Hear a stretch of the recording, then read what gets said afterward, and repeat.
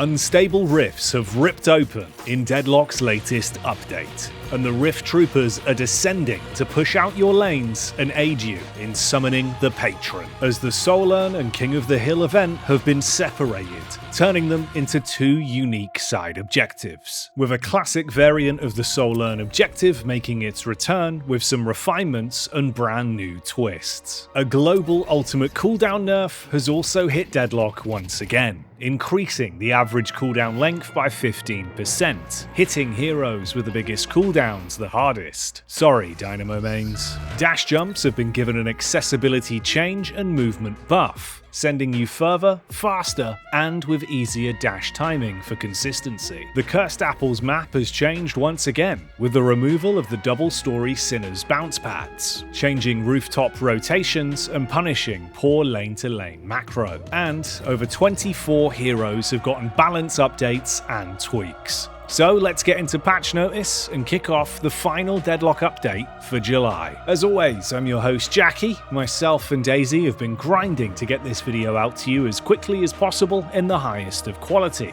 So sit back, subscribe, and get ready to be clued in on all of the biggest changes. Let's start off with the biggest element of this update: the side objective overhauls. You'll now have an active rotation of both the unstable rifts and classic Soul Urn at regular intervals throughout games. The new unstable rifts will now be popping up in your games of Deadlock, ripping themselves wide open on both of the side lanes, visually identified by a swarm of ghastly trapped souls orbiting around the rift. You'll be given a global warning 25 seconds before a rift is about to open. Winning the fight for the rift and closing it will now spawn a collective of rift troopers. They'll step forth from the rift to fight at your side, and these guys are strong. The actual quantity of the troopers spawned scales with your team's disparity in net worth on a scaling ratio from 0 to 15%, spawning up to a maximum of 12 rift troopers. The troopers will have no soul bounty tied to them, so the enemy team can't farm back the soul value from losing the fight for the rift by killing the buffed wave. And killing them is a must. If you're up against a wave of rift troopers, they'll be sporting 100% increased health and damage compared to a regular candle trooper. They'll shred through objectives if unchecked, and can be a great way to cause rotations from the enemy to get some control of games during comebacks. Likewise, if you're ahead in a game, they'll bolster your base sieges massively. The soul bounty tied to the Rift's King of the Hill event itself has also been increased by 35%. However, it'll no longer be granting +1 permanent golden buff to each player. So that's what the revamped King of the Hill side objective looks like. But let's turn our attention to the new variant of the classic Soul Urn system. The old Soul Urn has returned, however it's sporting some serious gameplay adjustments now. If you're running the urn, you'll no longer be revealed on the minimap to other players. You won't be disarmed or silenced in any way, so you can move quick and fight to your full potential with abilities and using your main weapon.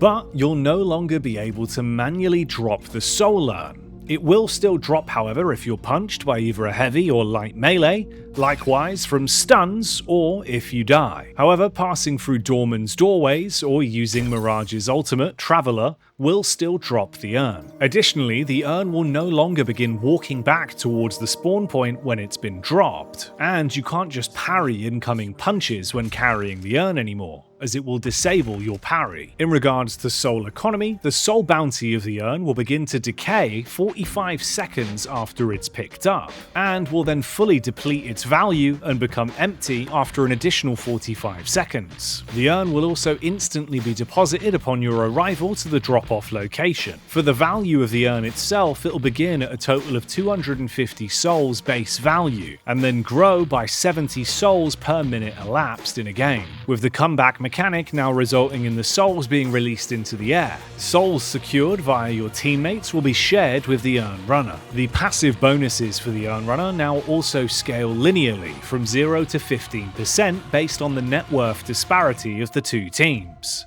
with the runner's bonuses being unchanged. And for more of a fun flavor change, the Soul Urn will get fed up of waiting after 3 minutes and begin to walk towards the drop-off location itself. It can't quite make it there on its own, but it's a neat little thematic change. Now you're up to speed about how the side objectives will be working in the latest change, let's shift focus onto the heroes themselves. First up, it's Detective Abrams. Siphon Life has received a slight radius nerf to its tier 3 AP upgrade, going down from +3 meters to +2 meters. Likewise, his shoulder charge has also had a 2-second nerf to the cooldown reduction provided by the tier 3 AP upgrade, going down from a -20-second cooldown reduction to -18 seconds. From one Ixion to another, let's talk Apollo. We've seen a collection of buffs to riposte tonight. The tier 1 AP upgrade will increase the cooldown reduction from a -7 CDR to -8 seconds, with the grace window to target an enemy with the engage following the initial channel being increased from a 1-second window to 1.3 seconds. And the cast range of the ability has gone up by 10 additional meters, increasing from 25 to 35. Finally, the targeting angle has also been increased from 70 degrees to 90 degrees. Flawless Advance also had a buff in relation to its spirit scaling, going up by 0.3 from 1 to 1.3. And finally for Apollo, his ultimate Etani Lo San had its tier 3 AP damage increase buffed from granting a bonus 40% damage to 50%. With Billy's brawn broken like glass bottles, let's break down the Billy Goat's nerfs next. His weapon, Viscous, had its bullet damage growth reduced by 10%, whilst Bashdown saw 2 nerfs. Firstly, in relation to the melee scaling going down from 1.1 to 0.9, and the tier 3 AP reward had its 60% heavy melee damage brought down by 10% to 50. Lastly, Rising Ram had its tier 3 AP tweaked. The max health damage was reduced by 2%, down from 10% to 8%, but the max HP spirit scaling was increased to compensate from a ratio of 0.017 to 0.035, meaning the break-even point for max HP damage via spirit scaling is now 111 spirit power. Moving on to our next hero, she's sick of the lack of limelight, so Celeste is back to prove that she shines bright. Dazzling Trick has been buffed with its innate cooldown being reduced from 35 seconds to 32 seconds. Likewise, Radiant Daggers had its buff duration increased from 25 seconds to 30 seconds, alongside its spirit scaling being increased from 0.56 to 0.63. And for the grand finale, Shining Wonder, it got 2 improvements to its range and damage. The bounce range was buffed by an extra meter, going up from 15.5 to 16.5, with the damage being increased by a flat 10%. So be sure to split from the orb of social distancing now more than ever. Show's over for Celeste though, so let's open the door to the Baroness next. The doorman has received 1 nerf tonight to his doorways. The cooldown of the ability has been increased by 5 seconds, from 40 to 45. I would open another door to our next hero, but it's still on cooldown. Let's talk about Drifter. Drifter looking thicker, with his HP per boon being increased from 41 to 43, with Rend getting a nice collection of buffs. Your cast time and post-cast time will both now be 0.1 seconds shorter, down from 0.5 to 0.4 seconds. And the tier 2 AP reward CDR will now reduce your downtime by a further second, going up from -7 seconds to -8 seconds. And for his passive ability Blood Scent, you'll now gain an extra 1 meters of move speed when unlocking the tier 1 reward, with the tier 2 missing HP percent healed also being buffed by a decent chunk, going up from 18% to 24%. School is in session next though, and Dynamo is ready to teach you a lesson in support play. Rejuvenating Aurora has had its health restored per second buffed by 5, going up from 25 HP per second healed to 30 HP per second healed when basking in his glowing aurora. A double bill of nerfs on the docket next, it's Grey Talon. Rain of Arrows had its innate cooldown increased from 23 seconds to 25 seconds, with Guided Owl also having a reduction to the permanent spirit power bonus from kills, down from 10 to 8. But the nerfs don't stop there. There was a new sheriff in town for the past few weeks, but in tonight's update, she's getting fired. Holliday has gotten some raw reductions to damage and scaling to her powder kegs.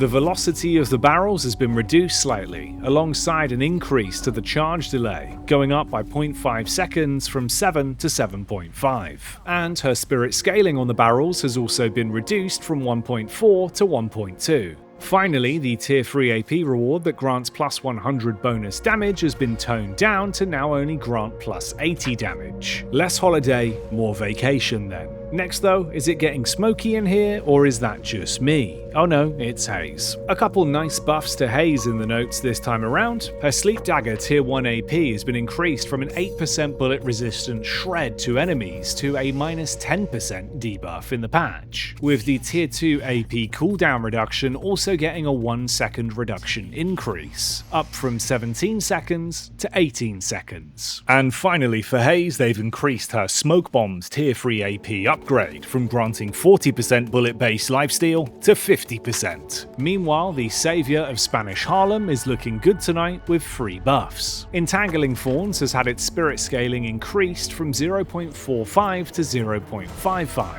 Alongside Kudzu Connection getting its replicated healing per boon scale increased, up from a growth rate of plus 0.5 to plus 0.85. And finally, Airdrop's cooldown reduction when the ultimate is used to pick up allies was increased from a minus 25% CDR to minus 35%. Dropping a heavy payload from Ivy has never been more worth it. And in this instance, that payload is the Lash. His ground strike innate cooldown has been reduced from 21 seconds to 18 seconds, so a nice buff of a few seconds between casts there. Alongside Flog's attack cone angle being increased from 30 degrees to 38 degrees, Wicked Whipping coming up from the Stevedore then. Our next hero, however, is a fashion icon, and her reviews this patch are 5 stars. Mina has gotten a few decent buffs to 3 elements of her kit.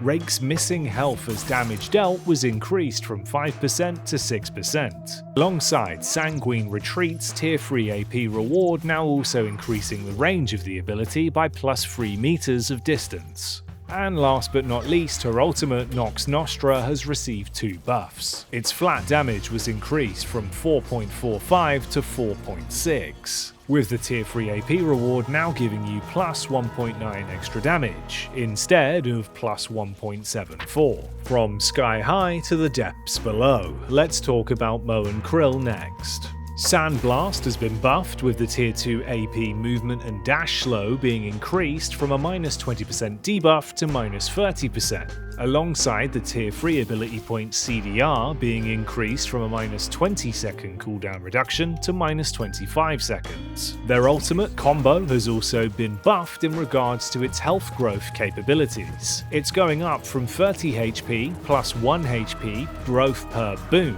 to 40 HP base with plus 2 HP growth per boon. More buffs up next though as we turn the page to, oh, it's Paige. Firstly, for the Bibliomancer, health growth per boon has been increased from 29 to 33, with Bookworm getting some AP tweaks. Its tier 1 has been altered from granting plus 2 trail duration and 1 meter of radius to instead now be a minus 12 second cooldown, with the tier 2 going from plus 10 meters of range and minus 12 seconds of cooldown to now giving you plus 1 charge, plus 1 meters of radius, and 2 seconds to the trail duration. And lastly, the tier 3 was changed from plus 100 damage, plus 30 DPS, and plus 1 charge to now grant plus 100 damage, plus 30 DPS, and 12 meters of travel range. Sticking to the plot though, let's see what's changed with plot armor. The tier 1 AP was buffed with its fire rate spirit scaling ratio going up from 0.13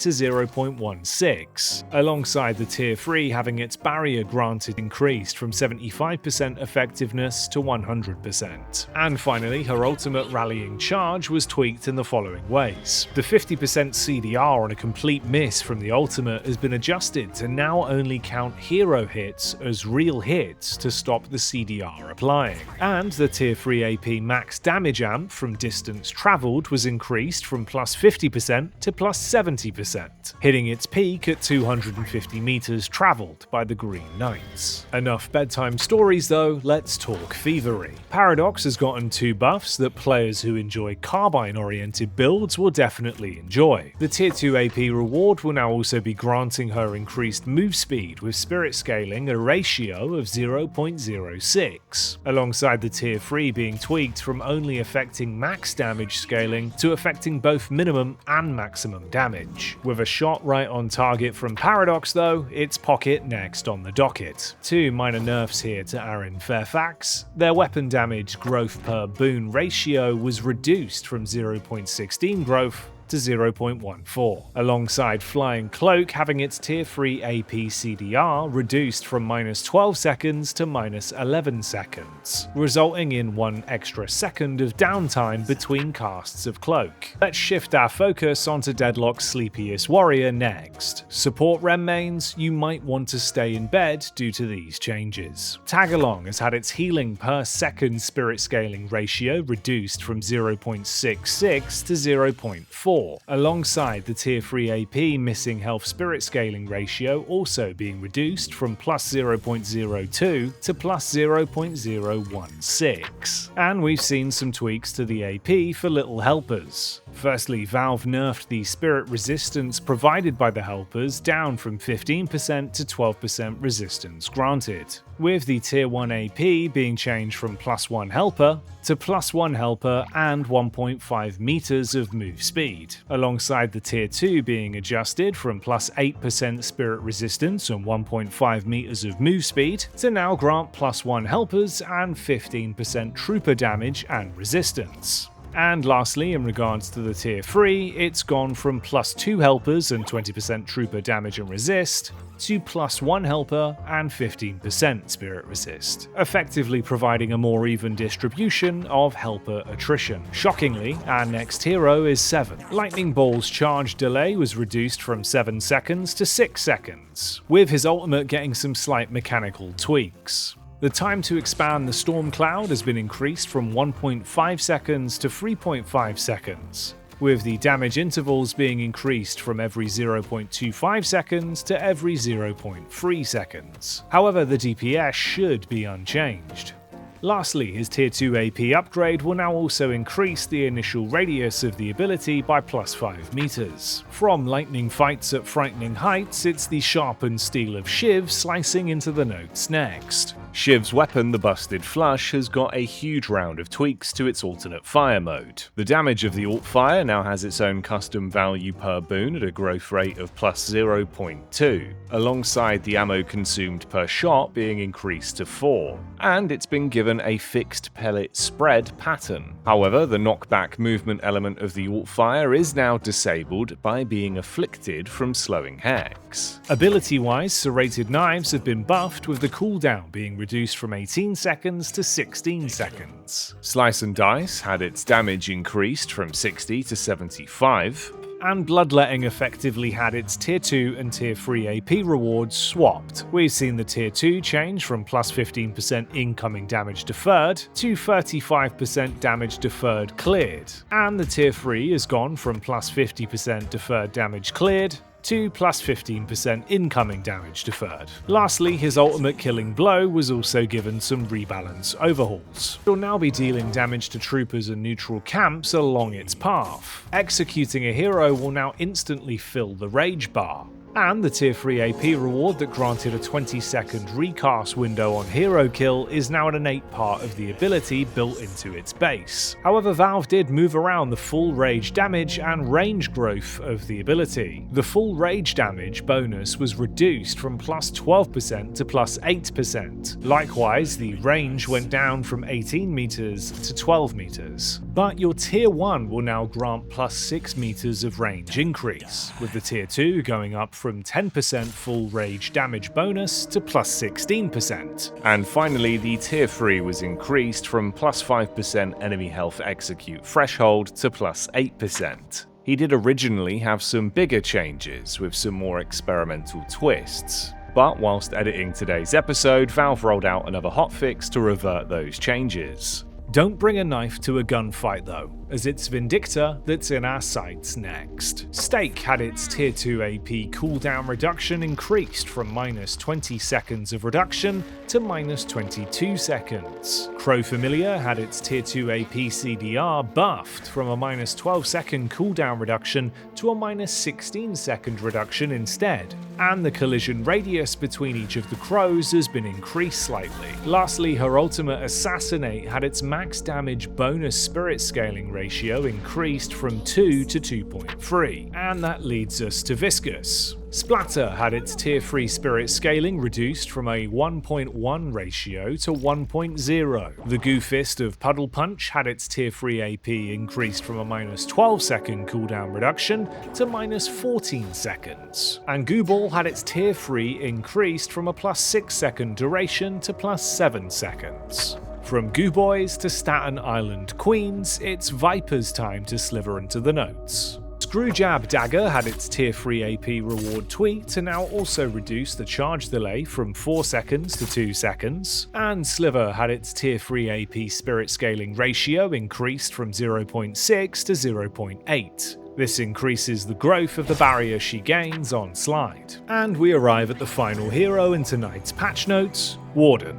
It's time to change the world. But not with your weapon, Warden mains, as the bullet damage per boon has once again been reduced from 0.34 to 0.28. However, willpower got some nice buffs. The tier 2 and tier 3 AP rewards were buffed in the following ways. The cooldown reduction on the tier 2 was increased from minus 22 seconds to minus 24 seconds, and the tier 3 spirit power scaling ratio was upped from plus 2.5 to plus 2.7. And of course, you'll need to factor in that all heroes' ultimates have been globally increased in cooldown length by 15%. This will affect base level and upgraded ultimates, with the nerf ratio being rounded to the nearest multiple of 5. So cooldowns will be far longer on the top end of the scale on heroes like Dynamo or Victor. And that's the hero balance changes covered. Don't forget, if you enjoy these videos, you could become a YouTube member to support myself and Daisy in creating Deadlock content full time. We make everything you see by hand. From thumbnails to footage, it's all done by me and Daisy. So your support goes a long way to help us make even more cool stuff. Becoming a member is the most direct way to support us, and you'll have your name featured in the end credits of episodes of Patch Notice. This patch still has much more to discuss though, so let's shift our focus onto the general changes. First off, Valve has globally reduced the health granted per boon by 5% to push back against the HP bloat in Deadlock. So the tankiest heroes get slightly less tanky. Additionally, the respawn curve for the game has also been adjusted, so let's talk about it. The respawn curve has effectively been given a 2-second longest death timer peak, up from 30 to 32 seconds. With the curve timing start point remaining at 5 minutes and reaching its height at 20 minutes instead of 19. The boon system has also been altered. For an easy breakdown of the change, you'll now unlock your 4th ability at a net worth of 3,200 souls. This was only 3,000 souls pre-patch. However, you'll get 1 extra ability point granted from boons before you unlock your 4th ability with the new system. On top of that, the souls required to reach maximum boon level 32 has also been increased by 8,600 souls, up from 40,000 to 48,600 after tonight's patch. On the subject of souls themselves, the bounties for most soul sources in the game has been reduced in many ways. Objective-wise, Guardians have gone down from 1,500 to 1,250. Walkers have been reduced from 4,000 to 3,500. When it comes to kills, First Blood's bounty was reduced from 150 souls to 125. Additionally, the base player kill bounty was reduced from 250 to 200.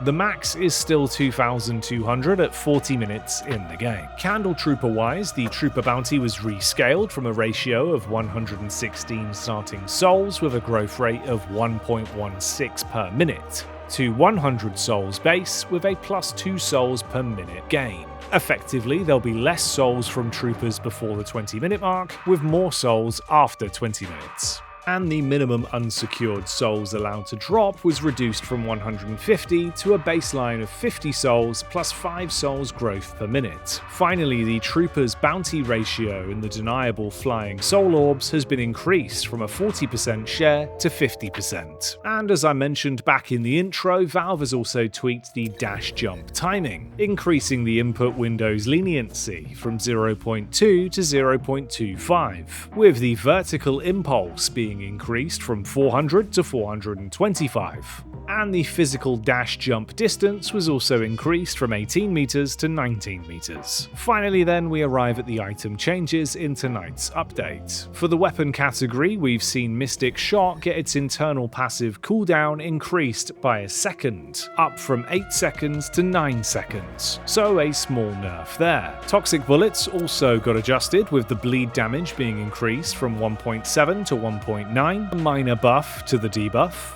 And over in the Spirit category, we had a change to how Scourge scales its max HP DPS. The DPS was reduced from a ratio of 3.5% to 2.6%, with it now scaling with Spirit power at a growth rate of 0.0055.